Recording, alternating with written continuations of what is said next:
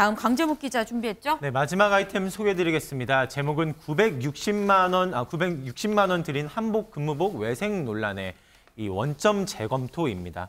이 전북 전주에 있는 이 한국 전통문화전당이 한복 근무복을 새로이 도입했다가 외생 논란에 휩싸였습니다.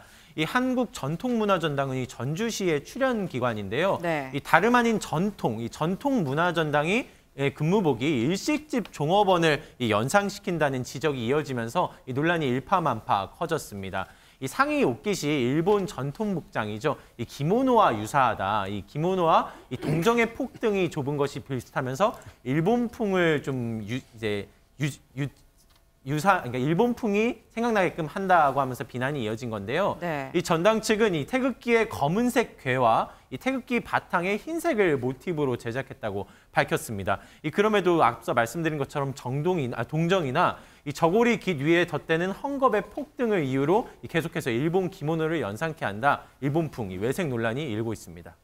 근데 이런 논란이 일면 저 옷을 이제 근무복으로 한다고 하는 이 한국 전통문화전당. 여기는 지금 뭐라고 합니까? 네, 해당 근무복 도입을 잠정 보류하겠다 발표했습니다. 근무복 80벌을 만드는데 980만 원, 약 1,000만 원의 돈이 들었지만 시민들의 의견을 겸허히 받아들여 전면 재검토에 들어가겠다라고 밝혔습니다. 하지만 조금 억울한 부분도 있다고 하는데요. 네. 단순히 색이 검은색이고 동정의 폭이 좁아서 일본 의상과 비슷하다라는 지적은 반일 감정을 앞세운 선입견에 기인한 것이란 입장도 있다라고 덧붙였습니다. 이 해당 근무복을 만든 사람이 BTS 지민 씨가 입은 한복을 디자인하는 등 이 한복 디자이너로 유명한 황희슬 디자이너입니다. 네. 지난해에는 문화체육관광부 장관 표창을 받기도 한 분인데요. 이 같은 논란에 직접 입장 표했습니다.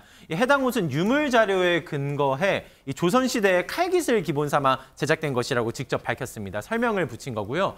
이 검은색 역시도 우리 고유의 전통 오방색 중 하나인 이 왕이 입던 허니와 학자들의 심의에 쓰이는 색과 동일하다고 직접 설명했습니다.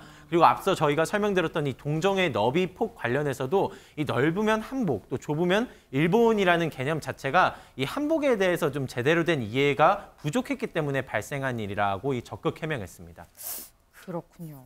지금 우리가 한복에 대해서 좀 민감할 수밖에 없는 부분도 좀 있는 게 강재묵 기자. 예. 사실 최근에 중국이 한복이 뭐 자기네 전통 의상인 양 얘기를 해서 또 논란이 있었어요. 맞습니다. 작년에 있었던 2022년 이 베이징 동계 올림픽 당시였었죠. 이 개최식에서 한복을 입은 여성이 등장하면서 논란이 있었습니다. 이 한국 고유의 전통 의상을 마치 중국 전통 의상인 것처럼 이 세계인에게 소개가 돼서 논란이 됐었던 건데 이 중국이 우리 역사를 자신들의 것으로 주장하는 이 동북공정이라고 하죠. 여기에 빗대서 이 한복공정이라는 이 비판까지도 이어졌었습니다. 네, 사실 이 중국의 동북공정 움직임 어제 오늘 일이 아닌데요. 이 중국 백과사전 바이두를 검색해 보면 네. 우리나라 전통 부채춤이 이 조선족 전통 무속에서 유래한 것이다 이렇게 소개가 되어 있습니다. 아이고. 이 최근에는 또 다수의 중국 드라마에서 이 태권도 장면이 많이 나오고 있다라고 하는데요. 네. 한 네티즌은 관련 사진들을 쭉 캡처해서 올리면서 네. 요즘 왜 중국 드라마에 뜬금없이 태권도가 많이 나오냐.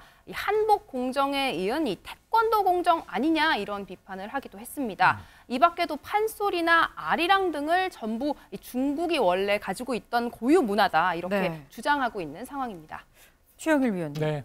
사실 이런 상황이 있었기 때문에 네네. 오히려 또 우리 국민들이 그렇죠. 아이 우리 한복인데 뭐 일본스럽게 맞아요. 보이는 거 아니야라고 또 나선 것도 없잖아 네네. 있습니다. 어떻게 보세요? 그리고 최근에 이런 디자인에서 우리나라 거라고 전통문화 관련 여러 단체에서 표방한 것 중에 네. 잘못된 것들이 왕왕 나왔어요. 그러니까 우리 누리꾼들은 또 그걸 찾아내는 것에 대해서 우리 것을 지킨다는 네. 마인드가 있는 거예요. 네. 그런데 제가 보기에는 이게 디자이너의 설명을 들으면 이해는 됩니다. 네. 아, 우리 전통 문화에 또 저런 것도 있었구나.